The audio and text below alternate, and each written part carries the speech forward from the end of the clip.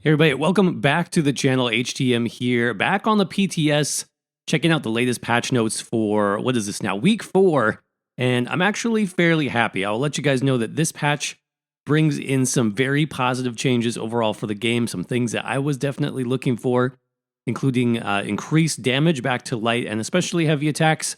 We'll take a look at that in a second, and some positive changes, some more damage and defense being added to the OAKENSOUL ring, which I'm happy about as well. So let's go ahead and jump into these and explain all the major changes coming this week to the PTS.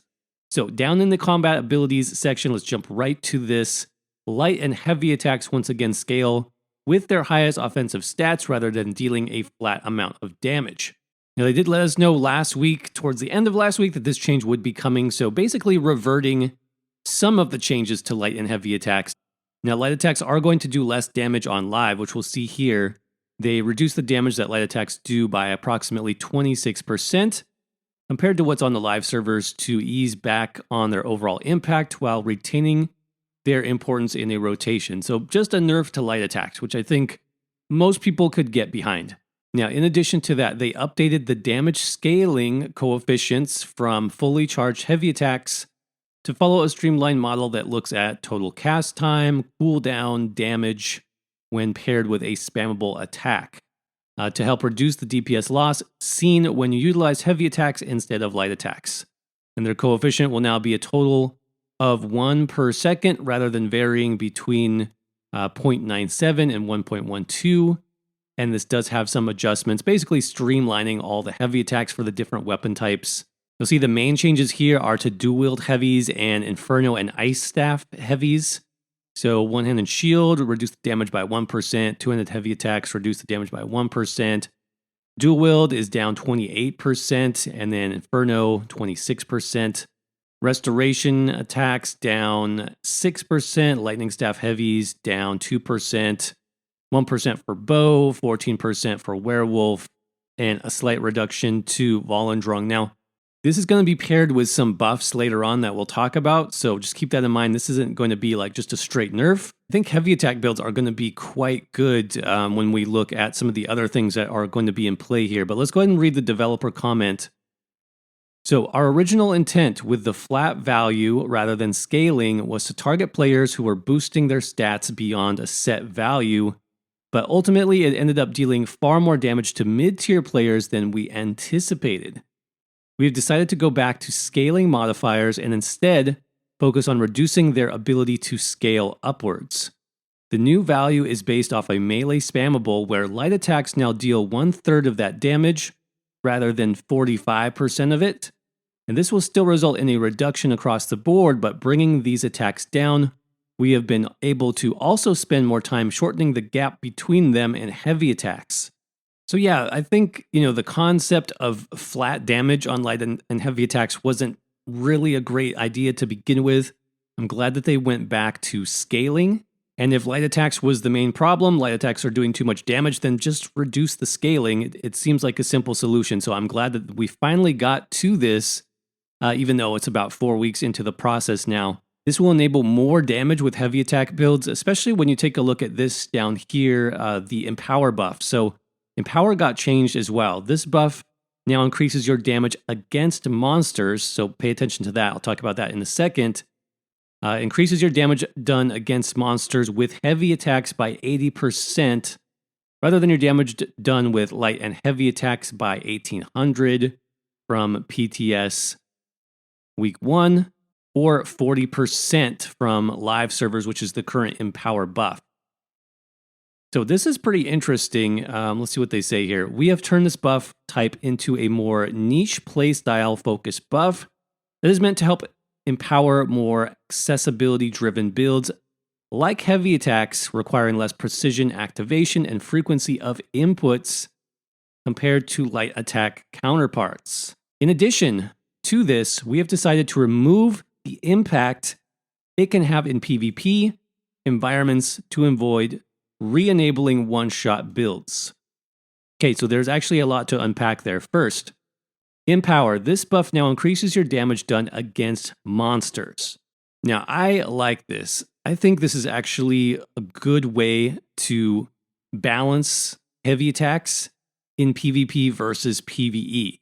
They've changed this buff now, which is a very strong buff. You can see it's been basically doubled to what's currently on the live server. So on the live server, Empower gives you 40% heavy attack bonus.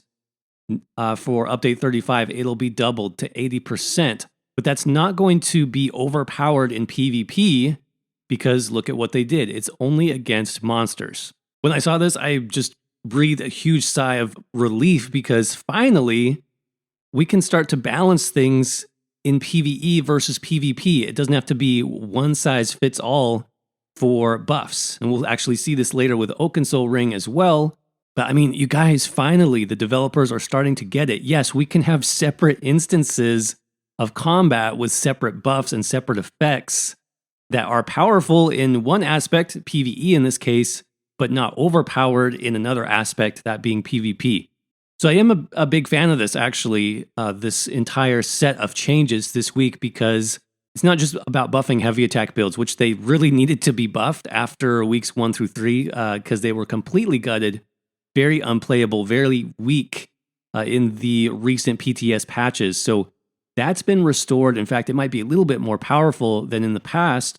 But I am happy because it seems like developers are finally starting to test the waters, I guess, if you will, about having things different in PvE versus PvP and setting up things like buffs and sets to actually enable and work with that difference. So this is pretty cool. I think it's going to have a good end result.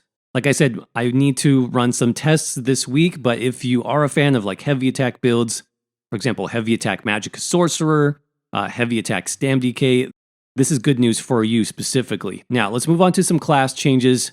There's still more coming. This is not everything, right? I think we'll see more of these next week, but for now, we have some Warden changes.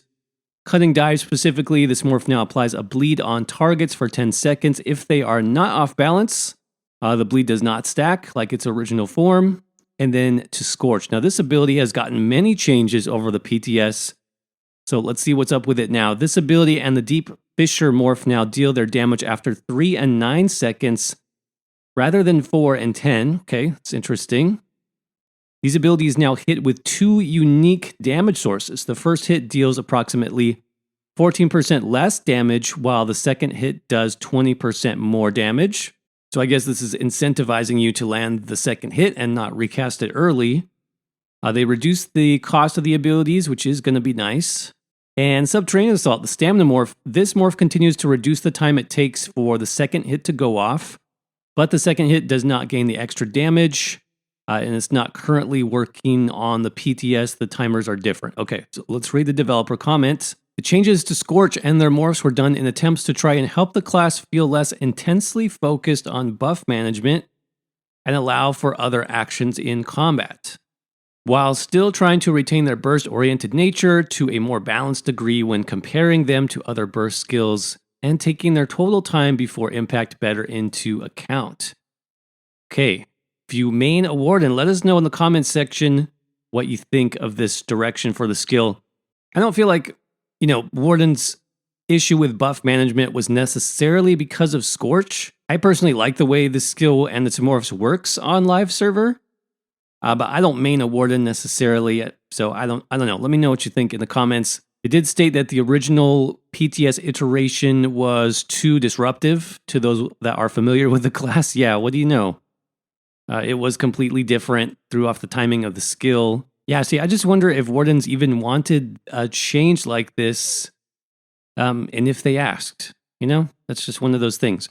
By separating the damage, we can also better allow the skill to function as a burst skill or a sustained DPS skill, where recasting it earlier will result in more total DPS, whereas waiting for the bigger explosion will result in those dopamine printing burst combos. Really? I don't know. I mean, they've taken something that's relatively simple and made it more complicated, but potentially more flexible. So we'll see. Dual wield change to Flurry. They fixed an issue where this ability and its morphs were being treated as damage over time in some cases. I know this skill rework has been pretty powerful for DPS. That's probably why that was a bug. So that is going to be fixed now in week 4. Now, I want to jump down to the other main point of this video, which is Mythic item changes and specifically OAKENSOUL Ring. Here's the big change. This item set now also grants you Minor Slayer, Minor Aegis, and Empower. Okay, so let's read the developer comment on this one. We've been keeping a close eye on OAKENSOUL's heated debates throughout the PTS cycle where the nerfs were noted as justified in PvP environments, but ultimately hit the set a bit too hard in some PvE scenarios. We opted to avoid enabling too much damage on the set by adding the major versions, Slayer and Aegis, as those buffs are meant to be sourced from trial sets, and to encourage coordinated behavior for groups. Okay, makes sense. Instead, we went with much more readily available minor versions to help out players who may not have access to Trials gear or just have other sets they'd rather run. That's interesting. In addition, we wanted to add the new Empower buff, which is by design now focused on helping accessibility, aka heavy attack builds, just like the ring is, so it was a stars aligning moment that we think will drastically help the set claw back some of its power without showing up on veteran players' bars as frequently as they saw. Okay, this is saying a lot. Does it meet the goal? Does it meet the purpose of the OAKENSOUL Mythic ring? I think it does. And even though this is different than the changes that I suggested, I'm happy with this and I can totally play around with this. The purpose of the set, if you will, is sort of like training wheels for veteran content. Helping you do a little bit more damage with a simplified rotation, also giving you some protection to help you make that jump from normal content to veteran mode content, whether it's dungeons, trials, solo arenas, what have you. And I think these buffs really do help with that. Minor Slayer will give you more damage. Minor Aegis will give you more protection. So similar to when we had major protection on the ring, because now you have minor protection and minor Aegis. But also this Empower buff is going to be huge, you guys. If you're using OAKENSOUL right now for a heavy attack build, like my heavy attack Magicka Sorcerer, the Infinity build, this is going to be possibly better than it was before. I am going to run some tests this week and let you know. But I do agree with what they're saying here, that the synergy, stars aligning with OAKENSOUL ring and heavy attack builds for PvE content, for these accessibility builds, this is a good change. I'm really actually quite happy with this being added to the ring, plus some extra damage, some extra protection. It's going to be pretty good. Now, will it be as powerful as it is for like tons of different builds where it is now on the live server? No, this is going to make it more niche, which I think honestly is fine for a Mythic item. Obviously, it would have been nice if we had run through more of these changes on update 34 and gotten to the final form before people actually farmed the item, but that's a different discussion probably for another video. But overall, I am happy with this. Even though it's different than I suggested, I think it meets the goal of the set, which is really all that I wanted. So awesome. I'm okay with this. And then one other change here, Nocturnal's Ploy, they increased the cooldown of the set to be 15 seconds up from 2 to reduce the rate in which it can actively dispel effects from a target. So there you go. Week 4 PTS changes. Let me know in the comment section what you guys think. Is this enough? Are there still some things that you are waiting for? Remember, we do have one more week of changes. They did promise more class balance tweaks specifically to Magicka Nightblade, Magicka Sorcerer. I think we're still waiting for those for the final week, and changes to boss and veteran encounters, lowered health pools. That apparently is coming next week as well. So still lots of things to look out for, but as always, if you enjoyed the video, make sure to crush that like button. Make sure you're subscribed for many more ESO updates. And as always, thanks for watching. Hey everybody, I know that things have been crazy lately in ESO, but one thing that even the developers themselves have noted recently is that they wish they could have created a more in-depth tutorial for newer players getting started in the game. So if you're currently struggling in ESO or you're confused about your gear or your stats or your build, you're definitely not alone. It actually took me about 6 months to a year of teaching myself how the game really worked before I could start making builds that were actually fun and effective and let me play the way I wanted to play. Well, today I'm excited to let you know that I finally put down my system for creating builds into a simple step-by-step guide that you can now use to create your own fun and powerful builds yourself. We're calling this the ESO Zero to Hero Academy, and it's being hosted through Podia, which is an amazing online learning platform. So far, our Ultimate Build Guide has over 25 lessons and over 2 hours of video content, designed to take you from a beginner to a master theory crafter, not in months like it took me, but in just a few hours. We're always updating and tweaking the guides based on combat changes as well, so no worries there. And we're actually in the process of creating audio-only versions of the content as well, in case you want to listen on the go like a podcast. So if that sounds good to you, just click on the link down below to get started, and thanks again for watching.